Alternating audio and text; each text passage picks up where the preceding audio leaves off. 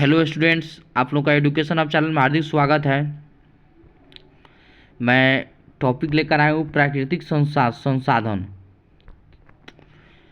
ये class 9th का science का टॉपिक है, प्राकृतिक संसाधन। चलिए इसके बारे में कुछ जानते हैं।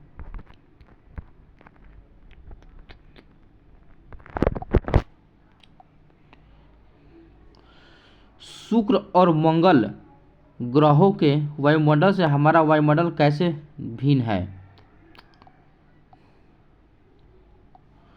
पृथ्वी के वायुमंडल से जीवन के उपयोगी सभी तत्व मौजूद है, जैसे नाइट्रोजन, ऑक्सीजन, कार्बन डाइऑक्साइड तथा जलवाष्प आदि घटकों का मिश्रण ही पृथ्वी पर जीवन का आधार है। जबकि शुक्र तथा मंगल जैसे ग्रहों का जहाँ कोई जीवन नहीं है, वायुमंडल का मुख्य घटक कार्बन डाइऑक्साइड है। यहाँ के वायुमंडल में 95 से 97% तक कार्बन डाइऑक्साइड ही है। वायुमंडल का वो एक कंपन की तरह कैसे कार्य करता है।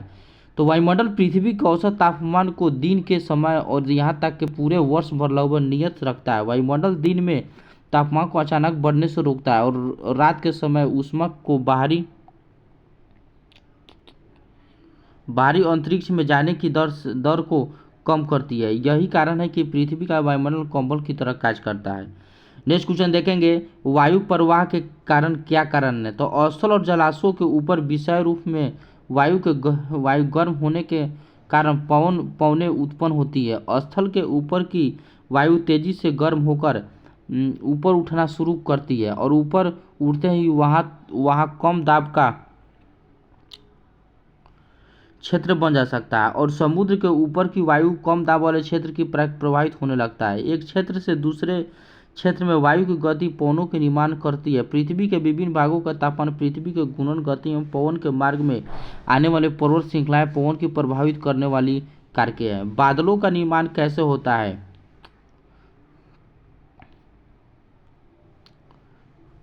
दिन के समय जब जलीय भाग गर्म हो जाता है तब बहुत बड़ी मात्रा में जलवाष्प बन जाता है। जलवाष्प की कुछ मात्रा विभिन्न जैविक क्रियाओं के कारण वायुमंडल में चली जाती है। यही गर्म वायु के साथ मिलकर ये ऊपर की ओर उड़ जाती है। ऊपर जाकर यह फैलती और ठंडी हो जाती है। नेक्स्ट क्वेश्चन देखेंगे, मनुष्य के 3 क्रियाकलापों को उल्लेख करें जो वायु प्रदूषण में सहायक है। तो मनुष्य के 3 क्रियाकलापों से वायु प्रदूषण में सहायक वो निम्नलिखित है। जीवाश्म ईंधनों का उपयोग वायु प्रदूषण का बहुत बड़ा कारण है। वायु में कार्बन डाइऑक्साइड, सल्फर एवं नाइट्रोजन के ऑक्साइड जैसे प्रदूषकों को छोड़ते हैं। वाहनों द्वारा निकलने वाले ध्वनि प्रदूषण कहलाता है। कारखानों से निकलने वाला विषैला धुआं।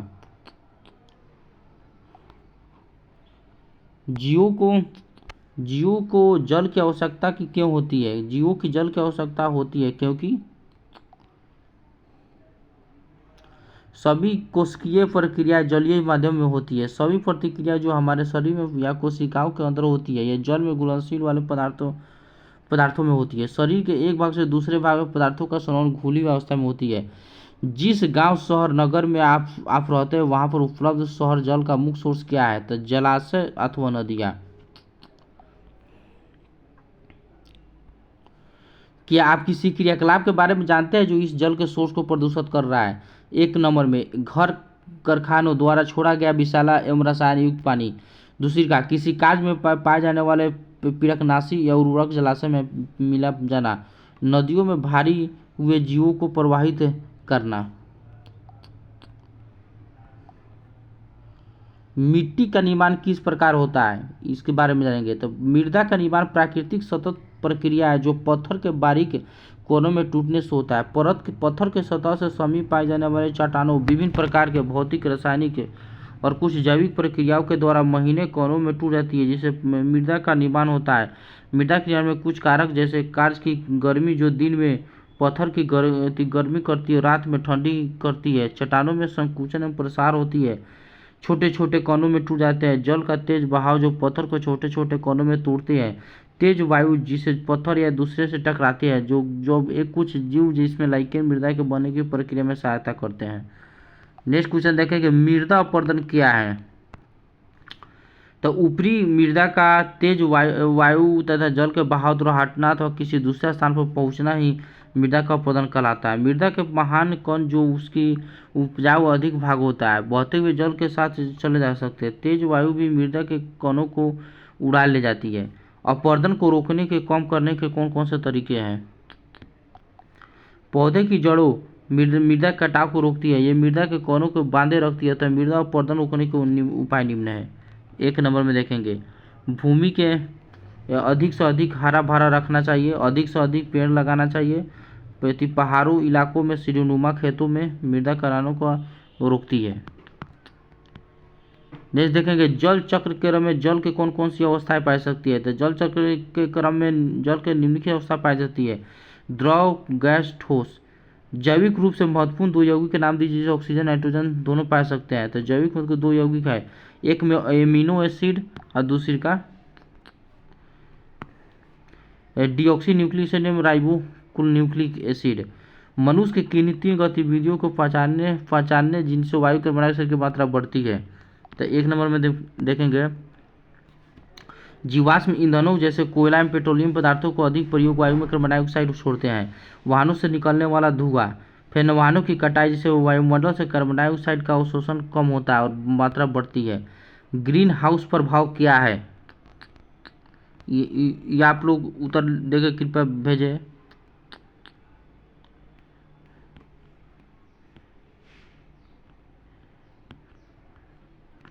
फिर नेक्स्ट देखेंगे, जीवन के लिए वायुमंडल क्यों आवश्यक है? तो जीवन के लिए जल निम्न कारणों से आवश्यक है। एक नंबर पॉइंट देखेंगे, यह पृथ्वी को कंबल की समान ढके हुए है। वायुमंडल पृथ्वी के औसत तापमान को दिन के समय यहाँ तो कि पूरे वर्ष लगभग नियत रखता है। इस वायुमंडल की ओजोन परत से सूर्य से आने वाली हानिकारक विकिरणों जैसे अल्ट्रावायलेट से हमारी रक्षा करती है। जीवन के लिए जल क्यों अनिवार्य है? तो जीवन के लिए जल इसलिए अनिवार्य है क्योंकि सभी कोशिकाएं प्रक्रिया जलीय माध्यम से में होती है। हमारे शरीर या कोशिकाओं में होने वाले सभी प्रक्रियाओं में जल में घुले हुए पदार्थों में पूरी होती है। नेक्स्ट में शरीर के एक भाग से दूसरे भाग पदार्थों का संवहन घुली हुई अवस्था में होती है।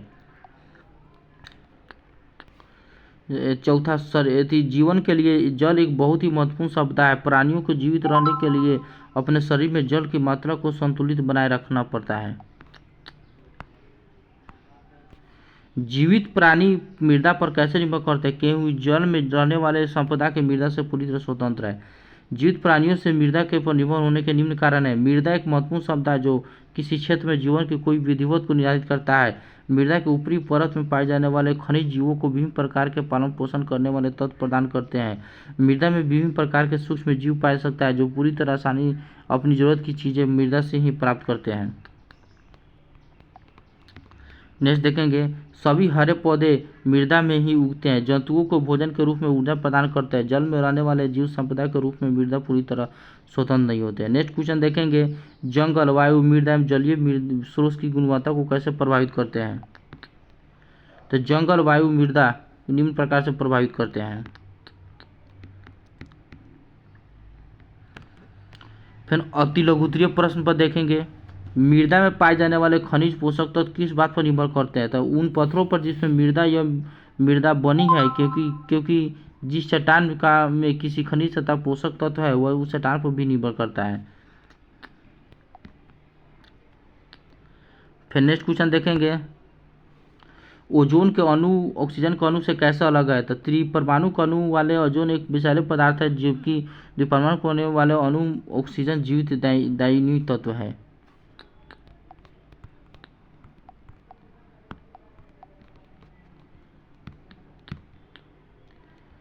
ये छोटा छोटा टॉपिक है जो आप लोग एग्जाम में काफ़ी ऑब्जेक्टिव के लिए महत्वपूर्ण होगा। ओजोन परत के किस भाग में छिद्र पाया था? ओजोन परत में छिद्र अंटार्कटिका महाद्वीप के रूप में पाया सकता है।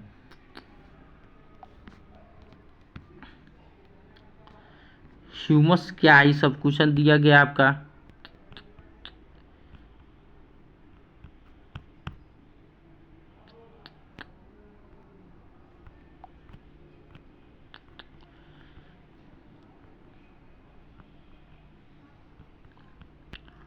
फिर नेक्स्ट देखेंगे, एक वायुमंडल में परिघटना का नाम बताइए जिससे कुछ गैस पृथ्वी के ताप को बाहर ले जाने से रोकती है। तो ग्रीन हाउस प्रभाव।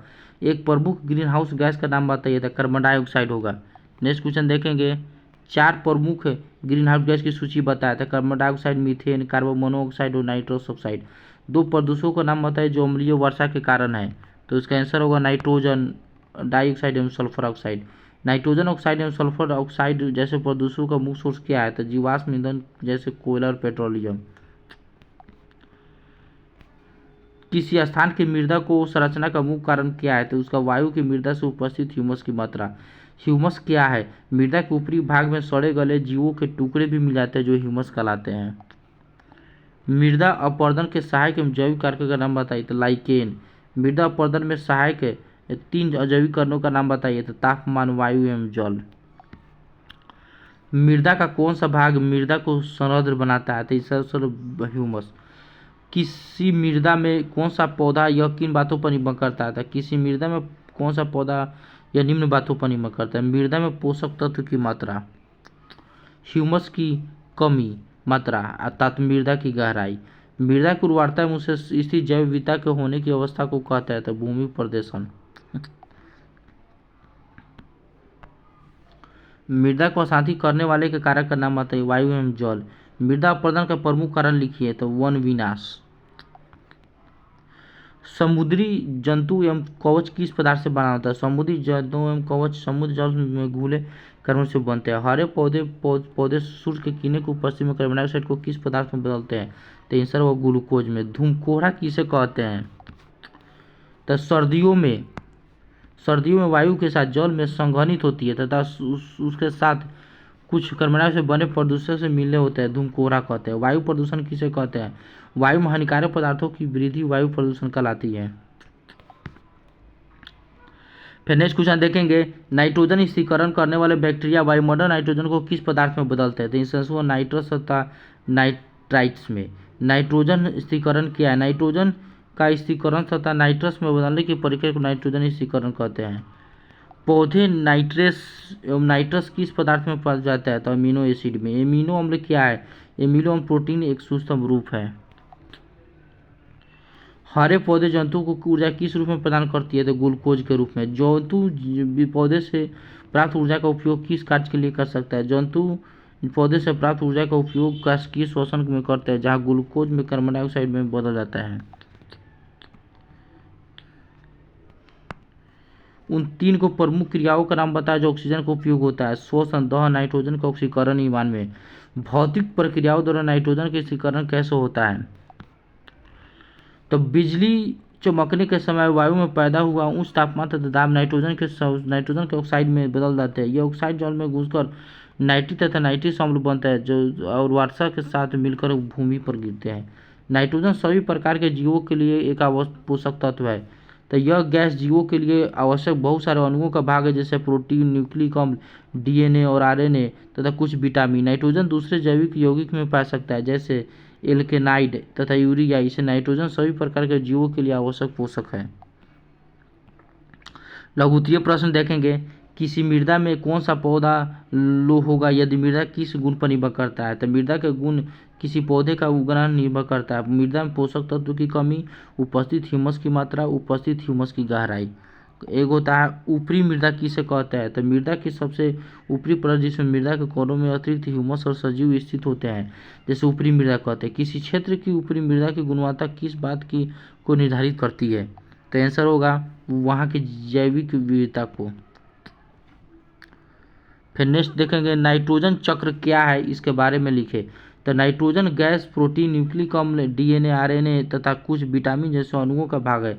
एक दूसरे जैविक यौगिक में पाया जाता है। फलीदार पौधे की जड़ों की एक विशेष रचना में पाए जाने वाले बैक्टीरिया वायुमंडल में व्याप्त नाइट्रोजन को अणुओं को नाइट्रेटस तथा नाइट्राइट्स जैसे अणुओं में बदल देते हैं। इन अणुओं के अलावा नाइट्रोजन परमाणु अन्य भौतिक क्रियाओं के द्वारा नाइट्रेटस तथा नाइट्राइट्स में बदल देता है तथा बिजली चमकने के समय वायु में पैदा हुए उच्च ताप दाब नाइट्रोजन को नाइट्रोजन के ऑक्साइड में बदल देते हैं। ये ऑक्साइड जल में घुलकर नाइट्रिक तथा नाइट्रस अम्ल बनाते हैं जैसे और वर्षा के साथ मिलकर भूमि पर गिरते हैं जिसे विभिन्न जीवों द्वारा उपयोग कर लिया सकता है। पौधे नाइट्रस तथा नाइट्राइट्स के ग्रहण कर उन्हें अमीनो एसिड में बदल सकते हैं जिन्हें उपयोग के प्रोटीन बनाने में करते हैं।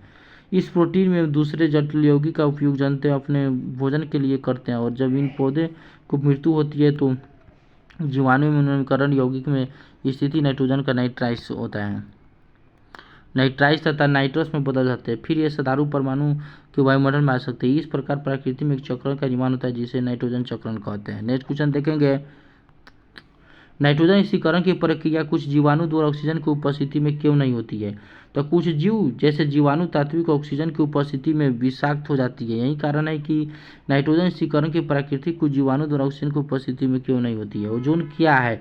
वायुमंडल की सबसे ऊपरी परत में ऑक्सीजन के 3 परमाणु वाले एक अणु परत पाई जाती है जिसे ओजोन कहते हैं। मृदा एक महत्वपूर्ण शब्द है। कैसे? तो मृदा एक महत्वपूर्ण शब्द है जो किसी भी क्षेत्र के जीवन की विविधता को निर्धारित करता है।